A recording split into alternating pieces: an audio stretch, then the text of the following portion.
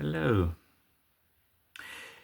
The Bishop and the Board of Ministry here in the Diocese of the United Kingdom are going through what we call a bit of a vocations drive at the moment. So basically we're just trying to publicise the fact that we are open to assisting people with their vocations, and particularly looking at men who might be interested in the ordination to the sacred ministry.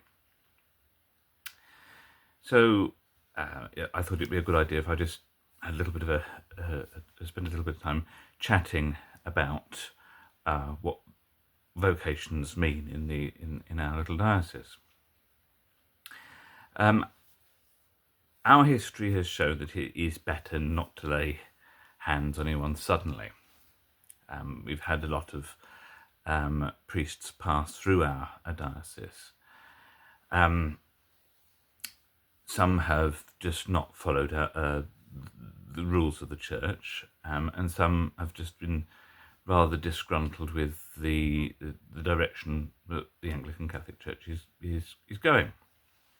So, for example, we've had a few gentlemen who have been dissatisfied with being part of a large denomination, and who want to come and be part of ours. And so basically they've come to us as a reaction against their old diocese or jurisdiction. And that's not a good thing, because what has happened is that they come in and they're with us for a little while, and then they realise that actually we're not doing the things that they're expecting us to do. We are not celebrating Mass from the North End, or we're saying the Rosary and praying to the saints or things like that, and they don't like it, and so they leave. And there have been those who have come in. We had one chap who came in, divorced his wife, and proceeded to marry another one, which, of course, in our canons it's not right. We do not. The Anglican Catholic Church does not sanction the divorce and remarriage of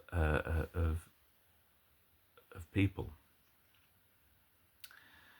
So that had to be dealt with. So there is this history, and so this is why we are trying to be very careful. What we now have is we have a nice, I think, very nice process by which men can discern their ministry with us. So what that mean? That would mean, essentially, what are we looking for?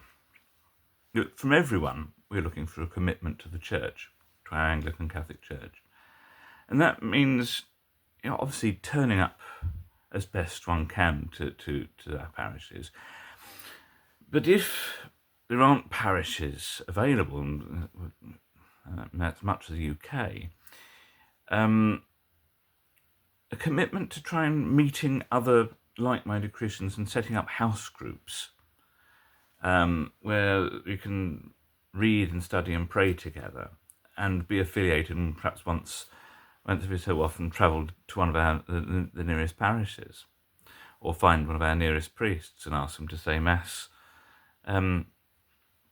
It is possible that we can do that, but we would be very much looking for a commitment, not just to the people of the church, but to the meaning of the church. And as you know, I've spent a lot of time here online explaining the Anglican Catholic Church and what we believe. Of course, we've got the books as well. We've got I've written a few books on Anglican Catholicism. Our Archbishop has a magnificent book on Anglican Catholic faith and practice.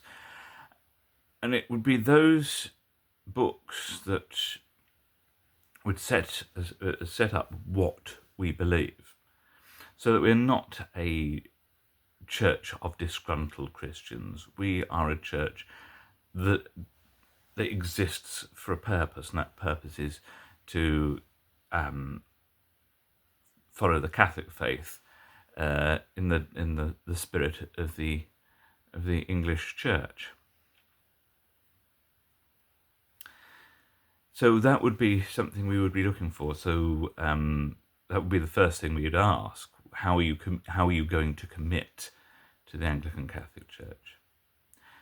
And if you're a gentleman, you're feeling called to priestly ministry, that's going to be your first priority, is setting up or enhancing or building up some form of community whereby the Anglican Catholic Church can grow.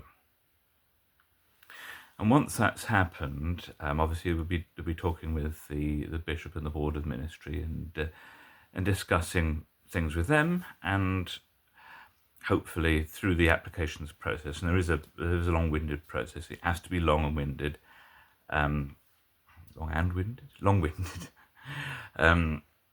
because it's a process of discernment, and discernment takes time for you and for us.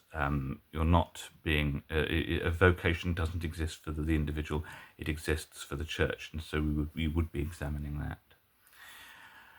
Training-wise, we are very, very fortunate in that we've got two ministry partners that are somewhat related.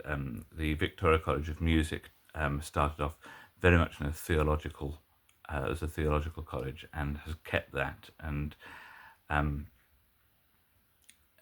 so there would be an opportunity to study and get a diploma with them, or there is a university, the Johann Heinrich Pestalozzi Christian University that we work with, who you can do bachelors of theology degrees with them. So basically what we would suggest is that doing first a diploma with the Victoria College of Music and then topping it up with a bachelor's degree at university. So we have the academic training, but we recognise that academic training is not enough. In fact, I think honestly, academic training is secondary. It's there. You need it. You certainly need it. You need a good intellectual foundation. But ultimately, clergy have to be formed. They're not taught. And I think a lot of people have made the mistake of thinking that once their candidate has got his degrees, even to very significant degrees, then he should be ordained straight away. And that's not how we operate in this diocese. Our diocese, we are very careful. We want to form our clergy. That means forming them and be able to say Mass properly, not just according to their experience of it, but according to our expectations in the diocese. We have some excellent priests here who say Mass beautifully, and we want our candidates to do the same. We want pastorally minded people, and so that's another reason why we ask that commitment right at the beginning. The commitment to the church and to its people. So we're looking at people who are willing to engage with others. That's not necessarily for everyone. I know some introverts really do struggle with that. But we are looking at how do we engage with the people? How do we spread Christianity, not just by word, but by deed as well?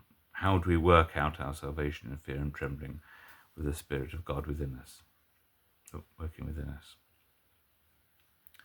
And so we would spend time trying to form our priests and making sure that they are spiritually ready.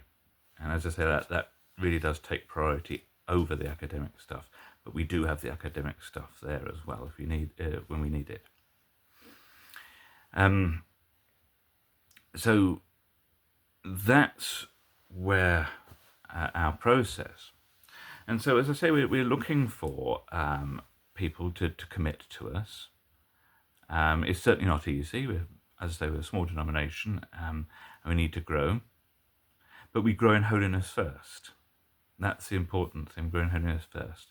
when people see Christ in us, then they will be attracted. If they don't see Christ in us, then they will not be attracted. It's as simple as that. Or they'll be attracted for a time. So we would be looking for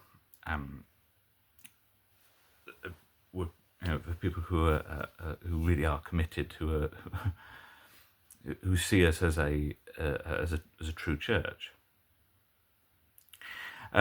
We would also say that, of course, this is a vocations drive for the Diocese of the United Kingdom, which means that we're not doing anything overseas. We're just too tiny. We're not doing anything overseas, nor are we inviting people from overseas to come and join us, for the very simple reason it's logistically impossible. We don't have the funds to pay priests, or our priests are not stipendiary, nor are we able to endorse visas or anything like that. So it's a purely logistical reason why we cannot have people from outside the diocese flown in. It's a very administratively, it's an administrative nightmare, as they say. But we do need priests. Every church needs its priests. We need those people to lead the church.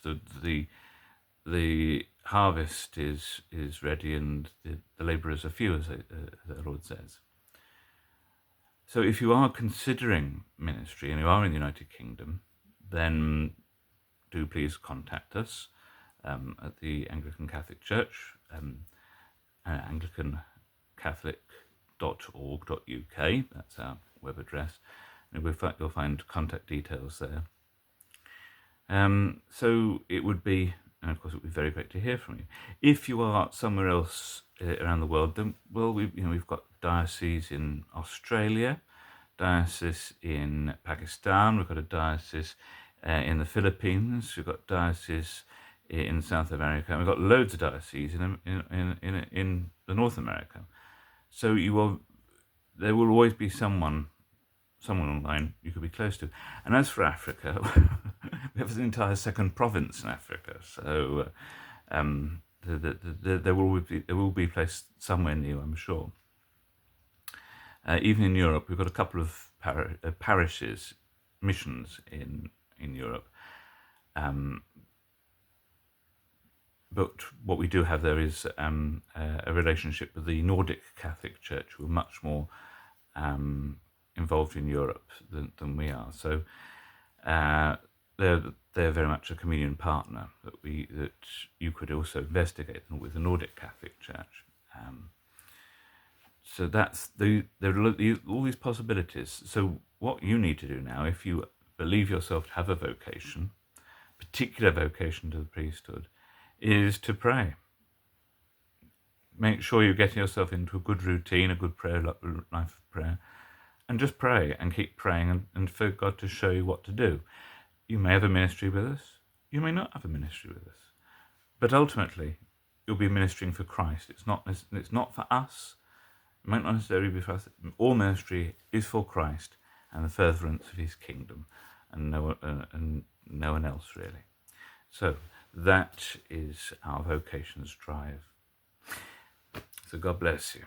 God bless you if you believe that you are being called to some service.